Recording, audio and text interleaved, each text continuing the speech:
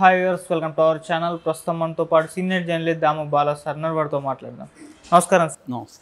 Sir, Samantha గారిని health issues ఎప్పుడు కూడా వెంటాడుతూనే ఉన్నాయి సార్. ఇప్పుడు ఆమెకు సంబంధించిన ఒక ఫోటో సోషల్ మీడియాలో వైరల్ అవుతుంది. ఆ ఫోటోలు అంటే గాయాలతో ఉంది, ఒక బెడ్ మీద పడుకొని ఉంది. సో ఇప్పుడు అది అభిమానులు అయితే కాస్త కలవరపరుస్తుంది. అసలు ఏమైంది సమంతకి, ఎందుకు ఈ గాయాలు అయ్యాయి అని చెప్పేసి అసలు ఏం జరిగింది సార్? సమంతకు గాయాలు, హాస్పిటల్లో అడ్మిట్ అయింది, సీరియస్గా ఉంది, ఇలాగ వార్తలు వస్తున్నాయి. ఆమెకు బెడ్ మీద పడుకుంది, ఒక దాంట్లో రెడ్ లైట్ ఆమె మీద ఉంది, ఇంకో దాంట్లో కొంచెం గాయాలైనట్టుగా కనిపిస్తుంది. సో ఈ ఫోటోలు ఆమె షేర్ చేసింది యాక్చువల్గా దీంట్లో ఇన్స్టాలో. సో దీన్ని చూసి అందరూ కూడా ఆందోళన చెందుతున్నారు. రెండోది ఇంకొక పుకారు ఏమొస్తుందంటే షూటింగ్లో ఏదో గాయాలైనాయని కూడా వస్తుంది. ఎందుకంటే 4-5 రోజుల ముందే ఆమె తన daily life, A day in life అని ఒక వీడియో చేసింది. ఆ వీడియోలో ఏంటంటే ఆమె జీవితంలో మార్నింగ్ నుంచి లేవడం దగ్గర నుంచి నిద్రపోయే దాకా ఆమె ఒక రోజు ఏమేమి చేస్తుంది అనేది ఉందన్నమాట. సో అది వచ్చినాకే ఇది వచ్చాయి. సో అందువల్ల ఆందోళన వ్యక్తం చేస్తున్నారు. బట్ అది ఆమె ట్రీట్మెంట్ చేసుకుంటున్న ఫోటో అనేది కూడా చెప్తున్నారు.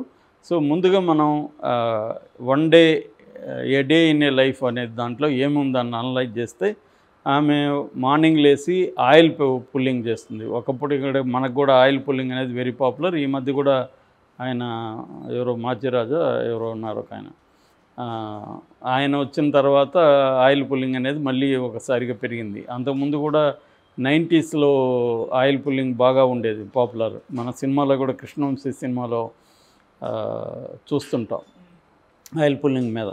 సో అలాగా ఈ అమ్మాయి కూడా ఆయిల్ పుల్లింగ్ చేస్తుంది. దాని తర్వాత వర్కౌట్ చేస్తుంది, జిమ్లో పనిచేస్తుంది. దాని తర్వాత గ్రాటిట్యూడ్ పేరుతో దేవుడికి అగరవత్తులు తెంచడం, అది గ్రాటిట్యూడ్ అని. నెక్స్ట్ 4వ ఐటమ్ ఐకేర్కి ఒక ఏదో ఇన్స్ట్రుమెంట్ పెట్టుకొని పడుకొని ఉంది, ఐస్ని సంబంధించి సొలేస్కి. 5వ అంశం సెట్కి వెళ్ళడం, 9 ఆ ప్రాంతంలో సెట్కి వెళ్తుంది షూట్కి. అక్కడ మేకప్ ఎలా చేస్తారో అది చూపిస్తుంది. దాని తర్వాత నైట్ 6 గంటలకి, ఈవినింగ్ 6 గంటలకి రెడ్ లైట్ థెరపీ అంటే ఏంటంటే ఇంతకుముందు ఇంకోటి మర్చిపోయినాను, అది గువాషా అని ఒకటి ఉంటుంది. ఎప్పుడు మార్నింగ్ ఆయిల్ పుల్లింగ్ అయిపోయినాక గువాషా గువాషా అనేది చైనీస్ మెథడ్ అనమాట. చైనీస్ మెథడ్లో చిన్న ఇన్స్ట్రుమెంట్ లాగా ఉంటుంది, దాంతో ఫేస్ని స్కిన్ని రుద్దుతారనమాట, రబ్ చేస్తారు. దానివల్ల స్కిన్లో ఉండే దాన్ని స్క్రాపింగ్ అండ్ స్పూనింగ్, స్కాపింగ్, కాయినింగ్ అంటారనమాట. ఎడ్జెస్ స్మూత్ ఎడ్జెస్గా ఉండే బ్లంట్ ఇన్స్ట్రుమెంట్ అది. దాంతో ఆమె రుద్దుకుంటుంది మొత్తం. దానివల్ల స్కిన్ సాఫ్ట్న్ అవ్వడం, మంచిగా స్కిన్ గ్లో అవుతుందన్నమాట. అటువంటి గ్లో కావడానికి ఆమె హువాషా అని ఒక మెథడ్ ఉపయోగిస్తుంది, చైనా మెథడ్ ఇది. నెక్స్ట్ వచ్చి 6 గంటలకి రెడ్ లైట్ థెరపీ అనేది బేసిక్గా నాసా వాళ్ళు ప్రవేశపెట్టారు. అంటే స్మాల్ లో రెడ్ లైట్ ఉంటుంది, దాని ద్వారా ఒక ఇన్స్ట్రుమెంట్ లాగా ఉంటుంది అనమాట. దాంట్లో అవి మొక్కలకి ఇవ్వడం ద్వారా మొక్కల్లో ఉత్పత్తి అనేది పెరుగుతుంది అనేది నాసా వాళ్ళ ప్రయోగాలు ఇదన్నమాట. దాన్ని ఈ మధ్య మనుషులు కూడా వాడుతున్నారు. దీనికి బేసిక్గా యాంటీ ఏజింగ్ టెక్నిక్ అంటారు దీన్ని. అంటే మన వయసు తొందరగా ముసలోళ్ళు కాకుండా స్కిన్ అనేది ఏజ్ తెలియకుండా ఉంటుంది. అంటే రింకిల్స్ ఉండవు, తర్వాత బాడీ మీద వచ్చే ర్యాషెస్ కానీ, రెడ్నెస్ కానీ, యాక్నే అంటారు, స్కార్స్, ఇవన్నీ పోతాయన్నమాట, స్మూత్గా ఉంటుంది. సో దీనికి రెడ్ లైట్ థెరపీ అని పేరు పెట్టారు. ఈ అమ్మాయి రోజు కూడా రెడ్ లైట్ థెరపీ తీసుకుంటుంది 6 గంటలకి ఈవినింగ్ అనమాట. దీని తర్వాత పికిల్ బాల్ అని చిన్న మన బ్యాడ్మింటన్ లాంటిది ఒక చిన్న గేమ్ ఉంది, దాంతో ఫ్రెండ్స్తో కలిసి మేము పికిల్ బాల్ ఆడుతుంది. దాని తర్వాత నైట్ పడుకోబోయే ముందు మెడిటేషన్ చేస్తుంది, ధ్యానం. అంటే ఆ రోజు ఉన్న స్ట్రెస్ ఇవన్నీ వెళ్ళడానికి మెడిటేషన్ చేస్తుంది. ఫైనల్గా 10:30 ఆ ప్రాంతంలో నిద్రపోతుంది. ఇది ఆమె షెడ్యూల్ మొత్తం పెట్టింది. సో మనకు తెలుసు సమంత తన వ్యక్తిగత విషయాలను కూడా రెగ్యులర్గా షేర్ చేసుకుంటుంటుంది. ఆమె బ్యాడ్ అయినా గుడ్ అయినా అన్నీ షేర్ చేసుకుంటుంది. దుఃఖమైన, బాధ అయినా, సంతోషమైన అన్నీ కూడా పంచుకోవడం ద్వారా అదొక రకమైన థెరపీ అని చెప్పుకోవచ్చు. అంటే పబ్లిక్తో షేర్ చేసుకోవడం ద్వారా నీకు కొంత సొలేస్ వస్తుంది, దానివల్ల రియాక్షన్స్ వస్తాయి, పబ్లిక్ కొంత ఎంగేజ్ అవుతావు. ఇటువంటి టెక్నిక్ని చాలామంది సెలబ్రిటీలు ఫాలో అవుతుంటారు. సెలబ్రిటీలే కాదు, మామూలుగా ఈ మధ్య మనం చాలామందిని చూస్తుంటాం ఫేస్బుక్లో కానీ ఇన్స్టాలో కానీ ఎక్స్లో కానీ వీళ్ళు షేర్ చేసుకుంటుంటారు. అవును. అలాగా ఈ అమ్మాయి షేర్ చేసుకుంటుంది. ప్రధానంగా నెక్స్ట్ ఐటెంకి వస్తే మొన్న వచ్చిన ఫోటో, గాయాల ఫోటో ఏదైతే ఉందో అది ఈమెకి మయోసైటిస్ అనే ఒక జబ్బు ఉంది. మయోసైటిస్ అనేది ఒక రకమైన ఆటో ఇమ్యూన్ డిసీజ్ అని చెప్పచ్చు. అంటే ఇన్ఫ్లమేషన్ వస్తుంది, మజిల్స్ వీక్ అయిపోతాయి, ఫ్యాటిక్ వస్తుంది, స్కిన్ కూడా ప్రాబ్లం వస్తుంది. అందుకని ఎంఐ స్కిన్కి సంబంధించి కూడా నేను ఇందాక చెప్పిన గువాషా టెక్నిక్, రెడ్ లైట్ థెరపీ రెండు కూడా చేసుకుంటుంది అన్నమాట. ఓకే.